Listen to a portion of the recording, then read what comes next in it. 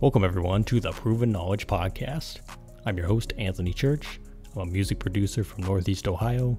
I began this weekly interview series to give you different perspectives on how to approach a career in the field from different artists, producers, engineers, and other great minds who share their stories on not only what's made them succeed, but also what has shaped them into the people that they are today. I hope you gain some real proven knowledge from the show, and that it helps elevate you in your endeavors on your own journey towards success as well. Let's get into it. Welcome everyone to episode 143 here on the Proven Knowledge Podcast. This is the Creator Series. Today I welcomed another New York artist. He's out of the Harlem area. His name is Mike Mitch. We discussed a lot of cool things this week. Many of his influences, kind of similar to my influences. He stated Lupe Fiasco, J. Cole, Kendrick Lamar, a few other people as well. We kind of discussed a little bit about that early 2000s, late 2000s, early 2010s era of hip hop, how important that was. Really just, how he developed his attention to detail as far as, creating his own music. We talked about his recent album called In Tune that he released last summer. Kind of the importance and the story behind that, and how it was kind of a honor for his late father as well, which I thought was very cool.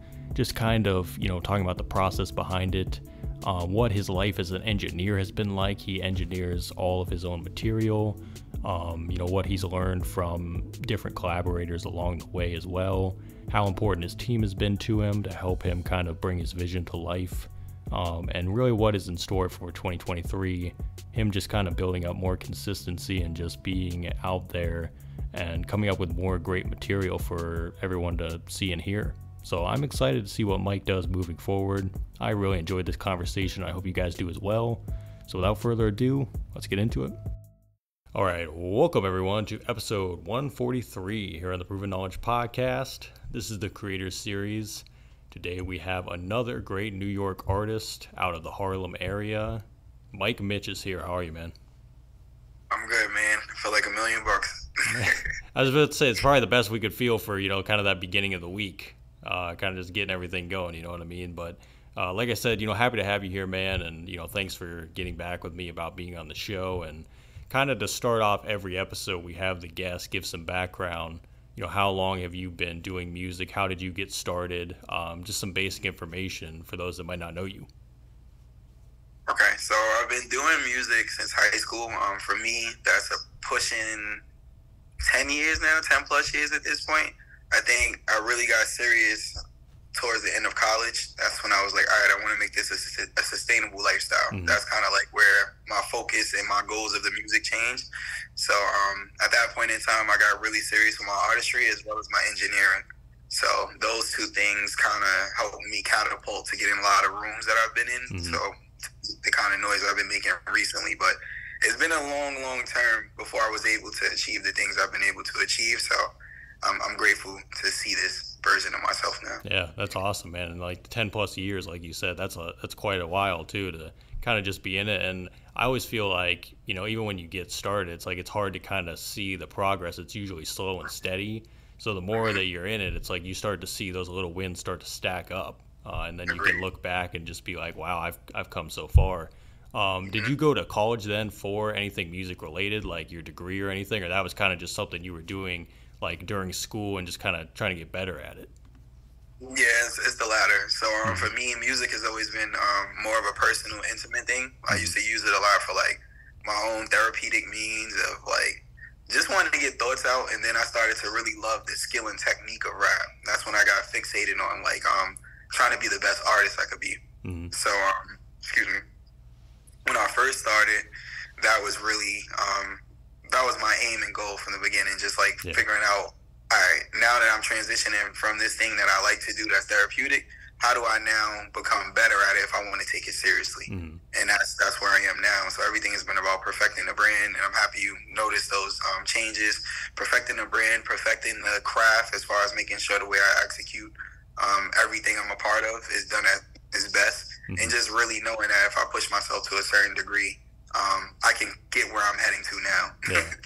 So that's where I've been with it. It's crazy because I think it always has to start from that almost, I don't know if the word would be like an innocent place, but from that place of like pure just being inspired by like the people you listen to all the time and just like growing up with music.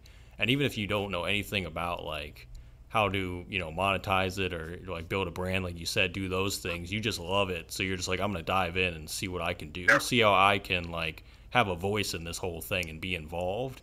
I think that's like how everyone that's an artist, producer, engineer, whatever, that's how they kind of get started. Is like you gotta just go in and just see what you can do and see if you can make an impact somewhere, and that's like the most fun thing about it. And then I think a big challenge is like when you do start to elevate and then you do start to build the brand and things like that. It's like you always want to keep that fun in there, though. You know what I mean? Like, because I think a lot of people kind of get lost in it, and it's just like trying to figure out how to balance the two, and like obviously it gets more difficult as you continue on, but it's just like embracing the challenges and just like seeing how it's gonna continue to elevate and grow.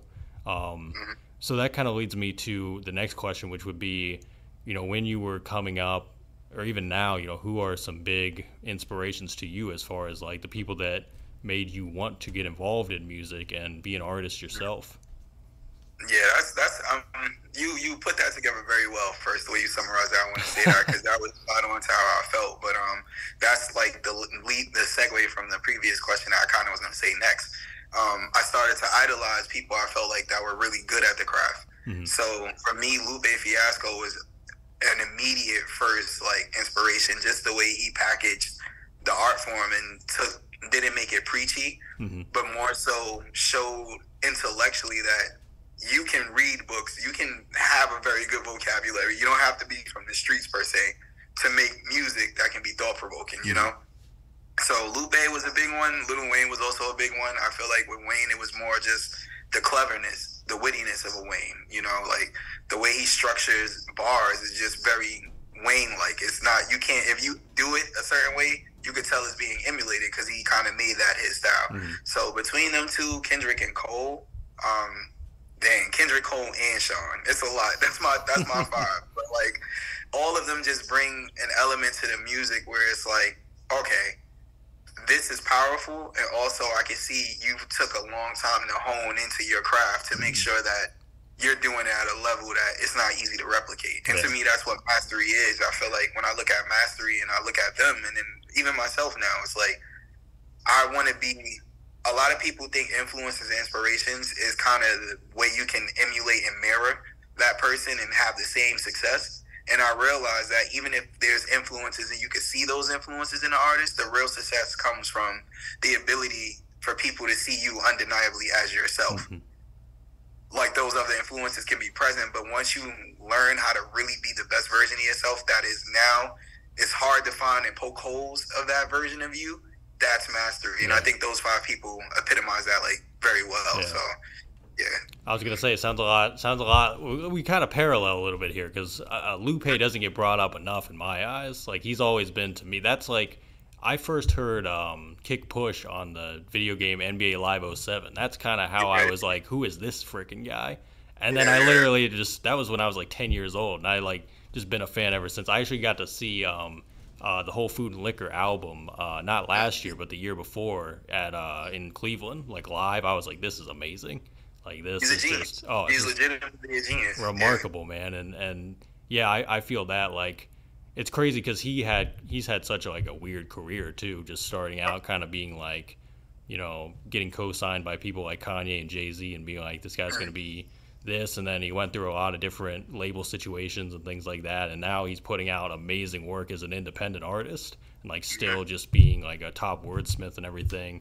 And everyone else too, like you said, Cole, Kendrick, Sean, they're all just, it's crazy because you look back at like the late 2000s, early 2010s, and all those people are still around because they figured out how to continue to grow and just move their brand and their music on, and people resonate with it because like you said, they are themselves. They're not trying to be anyone else, and they figured out how to do it effectively. And I like what you said though about that, about how people can't really poke holes in it once you have reached that level of authenticity. You know what I mean? Mm-hmm. It's like, it's undeniable. Yeah. It's undeniable, and that's what the 10 years did for me. It was more like, because I'm the one that spearheads everything on my brand. Like, my team and everything is under me. I'm very low key about that because I do want it to be seen as the artist, and I feel like the business aspect should be business. And I ideally don't want to have to do both, but doing both has taught me so much that now in this generation, the music is a bonus. Before, the music was the driving force. Now the music is like, if you get them to take the time and take the chance on you, good music might keep them. Yeah. But the music alone is not the thing pulling certain people in, depending on who you are. And I had to learn with me, that's okay. But once I get my moment and I get new ears, like even with you coming across it randomly, I try to make sure that the way I package it and even the execution of the art itself is enough to be captivating to retain somebody. Yeah. And I think that's really, regardless of who you are, that's a formula you're going to always win with at some point. Yeah.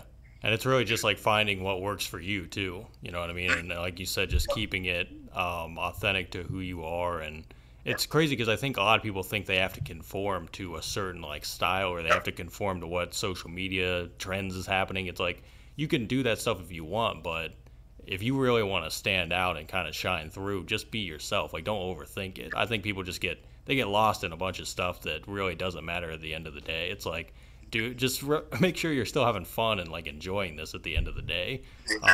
So that's like a big thing as well. And you mentioned just like, you know, putting that effort into the art. So like, as far as the music goes, starting out with like recording, writing, all that stuff, how has that been going for you lately as far as like your process goes? Maybe listening to instrumentals, or just coming up with writing before you even hear any music, just writing down, you know, life things that are happening to you and putting them into song. How's that going? So for me, writing before used to be a flex of how well I could put words together. I think Eminem is a real big testimony to that. Like later Eminem, I wouldn't say like the Slim Shady, like things like that, or Marshall Mathers. His earlier albums, those I like story-based M. Like when it was story-based M, the way the words are painted was crazy. But when it was just flex and skill M, it's almost like you can hear a lot of rhyming words that even if you stripped it and read it, it's just a bunch of rhyming words at times. And I love Eminem, but it's just a preference thing. So I kind of always use him as a model of like, all right, I could say this extremely simple concept, very complex, and just say that I'm a hell of a writer. Or I could take my time and really figure out what story I want to tell and select the right words to tell it. So that's kind of like how my writing has changed over years. But now, some songs I don't write. Like I'm very big on punching in now. If I get into a good vibe or rhythm, I never write before I have the beat. Like some people can write multiple songs and then just put it to beats. I'm very big on the instruments. Tell me what I want to talk about. So like it's a lot of emotional things that I do with writing now, and I think it kind of just adds more to that authenticity, because if whatever I'm dealing with during the week, when I turn on instrumentals, it's still therapeutic. It's just now when I'm turning on these instrumentals, the song quality is just so much stronger than it was over the course of years that it seems like these songs are being intentionally made, when the reality is my writing process is just venting most of the time. Or if I have a song feel that if I'm feeling good, I hear a bop, I'm like, all right, I'm not going to stress out over the complexity of writing, but I'm going to make sure this song is placed in a range in the best possible way. Yeah. So it's more intentional now. Before it was really just, oh, how good am I? How technical am I? Now it's really like, all right, I'm trying to make the most powerful moving composition every time. Yeah. No matter what it is. It's like what we talked about earlier, where it's like you can look back at how things used to be and how like you started, and you just see that evolution of it and like how it's changed over time, and you're like, well, now I feel like there's more of a purpose behind what I'm doing, and maybe that's just from like building the skill and building that like muscle memory too, of like this is how I'm gonna like create these songs every time, or at least like have a basis before you go in as well, and that always helps too. I like that though, about how it's almost like therapeutic, and you're kind of just letting out those real emotions onto the songs themselves, and kind of just trying to capture each one, because like you said, it could be happy, it could be reflective, it could be more somber. It's just kind of like pinning that down and like getting that executed as best you can. And I don't know for you, like, do you do a lot of songs and just only release the ones you feel really good about, or do you just do a few and then those are the ones because you took the time for them? It's the first one. I First mean, one? I see as an engineer, Yeah. and that's the beauty of like how everything comes full circle. I would personally say I wasn't the strongest rapper, I wasn't the strongest engineer, but like music was interesting because it was one of the first things I wasn't naturally great at. So it required me to develop a work ethic and put work in. So with me right now, currently, I have 4 projects worth of material. And then I have a vault of just songs that didn't even make those 4 projects. Because I make multiple songs a day. I go through the vault. I realize most of the time with the way I write, there's usually a reoccurring theme depending on where I'm at in life. So I figure out the songs that kind of fit that aesthetic. And then once I get a direction, then I start intentionally adding songs. Like, oh, okay, we have a theme here. Let me intentionally, this is missing an intro or a cinematic transition, because I'm big on cinematography and just writing as far as novels and books, like pieces where from top to bottom you can see that there's a powerful undertone. Then each song to me is like a chapter. So like I just create a lot of music, and then the music that stands out I pocket, and then I figure out how to brand it, and just my team and I, we make it make sense. But like that's really what's been powerful for me now, is the packaging of the whole thing. Like the songs come out cool, and then I have so many songs. It's like, even if these never come out, somebody probably would like it. But to me, it's really the execution of the entire package. Like at least now at this phase where all of us are in a similar place trying to cut through until it's undeniable, like a Cole or a Kendrick or something like that. So that's my philosophy with songwriting and just selecting songs out the vault. Just wanted to take a quick minute out of this episode to let you know about our current sponsor, SessionWire. If you've ever used Zoom before, then you'll be right at home with SessionWire. They allow you to connect face-to-face with anyone, anywhere, by sending them a single link to your very own personal SessionWire Studio. SessionWire Studio is a virtual control room that combines many familiar tools like video, voice, file transfer, chat, and storage. And it also allows an industry-first separate HQ audio channel for listening to and recording with studio-quality sound. And I'm very excited to, be on board with SessionWire and have them, sponsor the podcast for the next few months. We'll also be giving away 3 versions of their brand new V3 software in April, which I'm very excited about as well. So be on the lookout for that. But if you want to, know more about SessionWire now and you want to get started today, go to sessionwire.com. And with their VIP early bird pre-launch offer, you'll be able to get SessionWire's artist plan for only $99. Plus a free year of the all-new SessionWire Studio when it officially launches if you use the pre-purchase code ProvenKnowledge22. That's ProvenKnowledge22. Once again, very excited to have SessionWire on board, and stay tuned for the giveaway. But for now, let's get back into the episode. I love that, man. And for me, it's kind of the same way too for me as far as like making beats and things like that goes, because I'll do sometimes I'll do 2 or 3, sometimes I'll do 4 or 5 a day, but it's like, how many of those will ever be heard? Probably not that many. But it's just like, it's really just getting in the habit of creating and feeling good about what you're doing and not overthinking too, because then like I almost feel like if you do only make a few songs and you're so attached to them, you start to overthink it, and you're like, well, okay, maybe I could make them even more perfect. So I'm just gonna spend 2 or 3 months on the same song and just waste my time that I could be spending making more songs. It's like, I think people just take it too seriously, and they think that every single thing they do, it has to be the best, or it has to be something that they have in their mind. It's like, you gotta just go and just see what happens, and it's really balancing the quality with the quantity.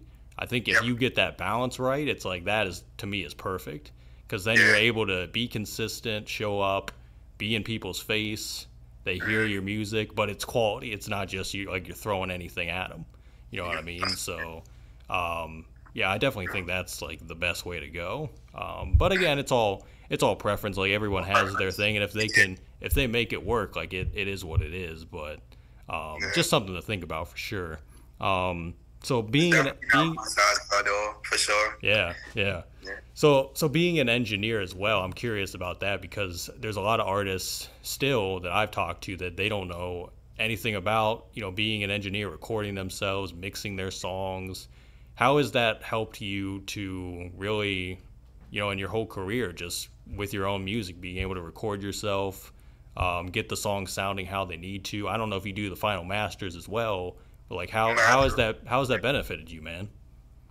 It's been nothing but great. I think the hardest part was getting better at engineering and developing confidence to be like, oh, this final product is competitive. I battled that a lot. Like, oh, the mixes aren't good enough. It's not that the song isn't good, the mix isn't good. When the reality is I just needed to grow in both areas. I needed to grow as an engineer and I needed to grow as an artist. Because there's several artists that drop poor quality songs that went crazy. So it's really, again, no rules. It's just a matter of, for self, what do you identify as like improvement, you know? So with engineering, it's helped because one, as I'm business minded first before anything. When I made the decision to have a goal of being financially stable with music, my mind shifted from artist to business first. Before it was just create the dopest art, but when I was like financially stable, business. So the first thing is to cut costs. I could spend a couple thousand on equipment and make unlimited music rather than having a fixed budget to go to a studio and only be able to cook up when I can afford the budget to do it. So that has been a game changer because that gave me countless hours to put in reps. So at that point, I was able to outwork a lot of people around me just off the strength that the accessibility of knowing this craft to do it whenever I want without having to depend on somebody. I think that's been priceless. The second component is the better I get at engineering, the easier it is to take any song in here and translate it to wax, you know? So that's been cool because I can't sing word for lick, but when I need the song to have a certain harmonic feel or melodic feel, I engineer and know how to control my voice well enough to do it. So those two things as far as like the artistic growth, but also just the ability to not give up. Like engineering played a big role to be like, all right, I can afford this because it's like I'm going to buy the things I need and the only thing that's stopping me from reaching my goal is the reps. It's really just like kind of like packaging that with the rest of it too, because it really is like you kind of just got to start and like see how it is able to I don't know, not grow, but just like continue to like how do you get better at it, you know what I mean, from where you started and everything. And I think that's just like adding another level to what you do, and not a lot of people have that as well. Because either they're like you said, they're not as confident in their ability, or maybe they just don't understand it. I feel like a lot of people get scared of that technical side of things too, because like even the artists that I've worked with, they don't either get like the terminology, or they're like I couldn't tell you anything about like the DAW or anything. So they just don't know, and it's like I guess they just don't want to learn it or something. They just want to focus on. I think it's legitimately a patience thing. Like it's not, the craft isn't an easy craft to learn. Like I had an internship at a bigger studio in New York City for almost a year, and that alone kind of just changed I went from an ear person to being able to be technical. But again, it's just like I spent 6 to 7 years of just training my ears and not knowing technicality. So that's a lot of time. You need to be patient, especially as an artist. Most people just want to hear how the finished product sound. They don't care about the process. That's what I'm learning as an engineer. It's like, you go, I'm going to spit these bars. Let me know. I'm going to probably take a nap. Let me know when the mix is done so I can hear how I sound at the end. And that's like, it shows like, it's just different levels to it. Yeah. You got to have patience for that. Yeah. That most people don't have. And that's really, again, that's kind of just like on an individual basis too. And that's kind of crazy because it's almost like that from the consumer standpoint as well, where, you know, the average music listener, if you told them any of that stuff, they'd be like, all they really care about is, does it sound good? Like, do they enjoy it? You know what I mean? So it's like, it's just like to each their own. And then you talk to like people that, you know, do the same thing, and they'll talk shop with you all the time. It's just like, this, but then talking to this person might be totally different. So, but I give you hats off to that, man, because that's incredible, and I think that's only going to make everything you're doing so much better, I think. So that's super great to hear. And how did that come into play with the most recent album that you did last summer, the In Tune album? Like, did that really help? And did you finally see did you feel like that album was like your best work at the time, and you felt like really confident about, you know, the time you spent on that? And I assume you mixed the whole thing and did pretty much everything for it. How did that process go? In Tune was actually, that's the first project I outsourced to get mastered. Well, one of the people I met at the studio, you know how life and energy works. So one of the people I met at the studio dope dude. His name is Mark Matter. His studio is Record House NY. I got to shout out them. So when this drop, he gonna see that and get hyped because like what we're building is just beautiful to see. But he left the studio as well, and when he left the studio, he opened his own studio. When he transitioned and did that, I sent out In Tune for mastering to him because when I worked in the studio, it showed me I was a really good engineer on the levels of engineering I knew it and not the professional level. Mm-hmm. So with In Tune was very personal to me because one, the story of just my mom and my dad narrating the whole album with their voices on it, and then my dad transitioning and using that album as like a homage to him alone was like, his voice living forever, his voice playing is already powerful. Mm-hmm. Aside from that, there's no features on it, so you already know how that goes as far as putting together a full thought, 17 tracks. It's just showing me that, okay, I really can do this at the highest level. Mm-hmm. Like, that's what In Tune did for me. It was my breakout project. It was definitely, I would say it's my best up-to-date out-of-release work, but it was more so just, it's one of those projects I feel back no matter what, when people go to my catalog, they'll enjoy the other projects I had before it, but In Tune was when I feel like that kind of changed my trajectory. Yeah. And having it outsourced for mastering was really just like, hey, I'm relearning what I understood as what greatness was, in my opinion. Because I was able to now be around people who have Grammys and now see in that studio environment, oh, wow, now I can compare it at the highest scale. I'm still down here when I thought I was getting closer, but the reality is I was, but I still have a lot more work to do. Mm-hmm. So that's what In Tune did for me, and that kind of initiated this next year of just grinding after In Tune came out, because In Tune wowed me. I felt like, again, with the message of what it did, just to be able to have my father live forever, and like that alone was just, so many people have reached out to me moved by songs such as Penny Fountain or Faithful but Fair, where it's like, yes, I did that again as traumatic venting, but I packaged it in a way where I could be a vessel for other people's traumas and just their own way to navigate through it. So that showed me it's so much deeper than the music, and that all the little tangible goals I want, like monetary or like status, that comes with repetition. But the bigger thing I'm doing is touching the world. So that's, In Tune did a lot for me, as you could tell. Yeah. Like, it helped me make sense of a lot of different things and kind of relinquish a lot of doubts about, is this the thing I need to be doing? Is this my purpose? Things like that. Mm-hmm. So it's like seeing that full journey kind of pay off in a way, because I think when you begin a big project like that, and like you said, it's like 17 songs, so it's kind of like almost daunting in a way at first, because you have to come up with the stories, you got to get the right music in there, you got to make sure all the songs are ready to go. Sequencing is a big thing, because that goes into really trying to tell the story that you want to tell. It's kind of getting all the songs aligned in order and everything. And then you can, I think when it's all done though, and you look back, and like you said, you had people reach out to you and say, how it positively affected them and everything. That's like, it's really what it's all about and everything. And it being a real like timestamp, because you'll be able to look back at that years from now and be like, that was such a great experience and just what it did and everything. And that's really remarkable too. Just being able to showcase, like you said, your dad on there and everything, and incredible stuff, man. And it's cool to just hear from different artists, like, how those processes like come together, and just really, the real like work and testament they put into them. So that's super great to hear, man. And you said that, that's kind of like been the catalyst for where you're heading next and where you're going to be headed probably this year as well. By the time this episode comes out, we're going to be a couple months into the year. But what do you think is going to be the big thing for you this year? Could it be another project, shows? Like, what do you think is going to be what you're aiming to accomplish this year? Oh, at this point, I'm making everything tangible this year. Like, I can tell you that without a doubt.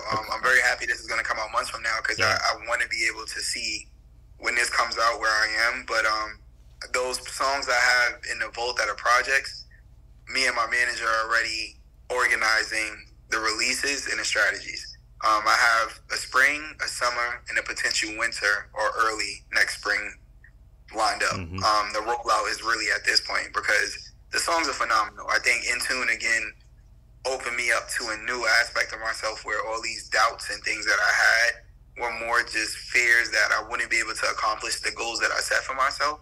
when I realized, like, with my dad transition and what piece of art came from it, through the pain, through the coping, I made a masterpiece. Then I realized, oh yeah, the limitations is only what I allow it to be. So this year will reflect the first time in my life I think I'm creating content and dropping it with no doubt. Like, and as you know, as a creative, like, that is the biggest hovering cloud over us. So all I want to do is condition myself to know that this year is the year where all the transitions I've seen the last 2 years are now adding up to this moment, and I'm going to do everything in my power to make sure this year reflects that. Yeah. Well, I'm looking forward to seeing all of it, man. It sounds like that consistency is going to be there, very present. So that's exciting. That's exciting stuff, man.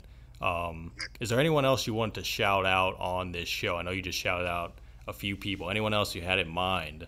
Collaborators, anything like that? Do you want to give a shout out to?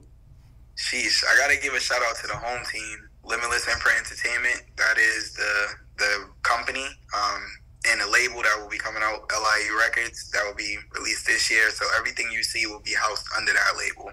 Got to give a shout out to the home team, and that's really it. That encompasses everybody on this journey.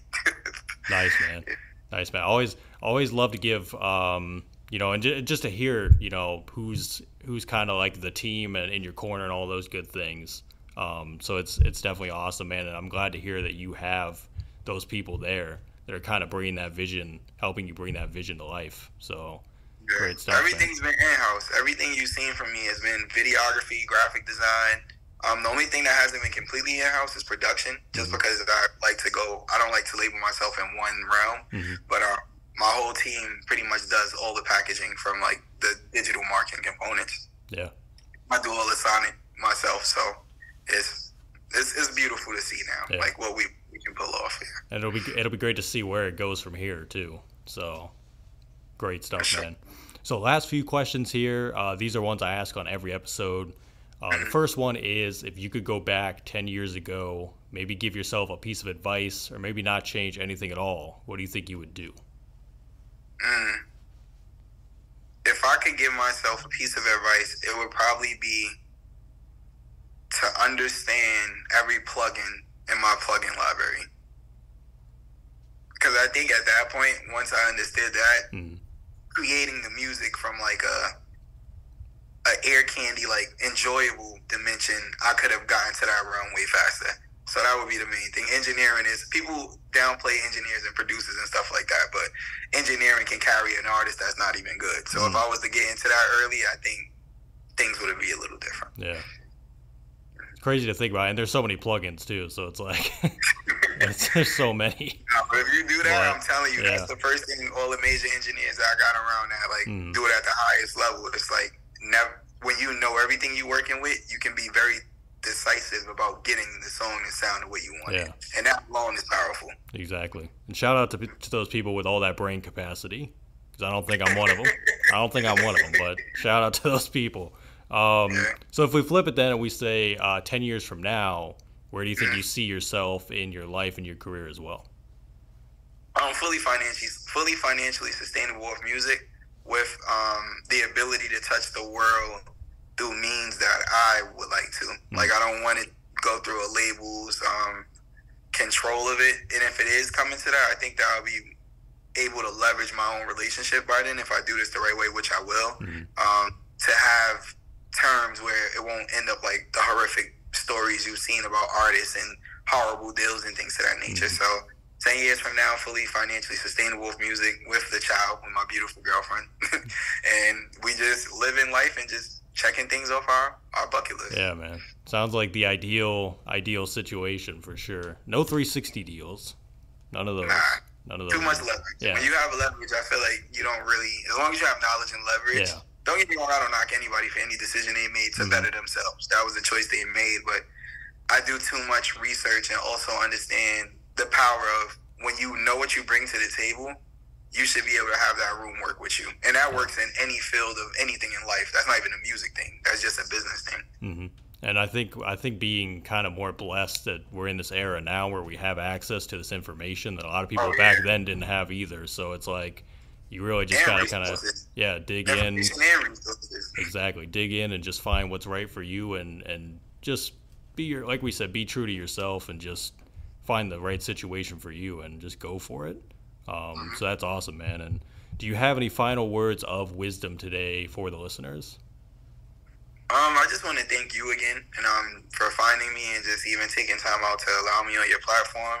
I definitely want to shout out anybody that's ever supported my music or just listened, and just really thank you, because legitimately, I know a lot of people don't realize, for me at least, I didn't just make one song and that first song was the best song in the world. That's some people's lifestyles and experience. That wasn't mine. So to see the support and the numbers I'm getting now is really, I'm genuinely appreciative, and I just want y'all to know, like, whatever y'all love and whatever y'all admire to do, put the time in to figure it out. Like, just try to put the time in to figure it out, and don't think is obligated or you're entitled to have it, and just see what happens from it. Because I guarantee you, I'm a living testimony of repetition, and I think repetition can change anything that you put your mind on. Yeah, man. Could not agree more, man. And just stick with it. That's the biggest thing. Just stick with whatever you're doing, man.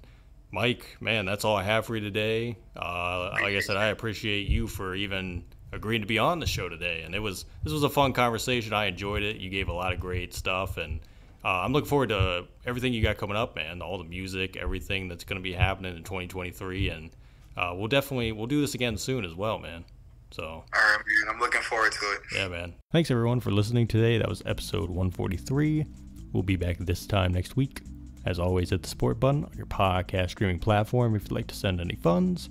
And feel free to leave us that 5-star rating if you enjoyed today's episode. So we'll see you then. Thanks, everyone.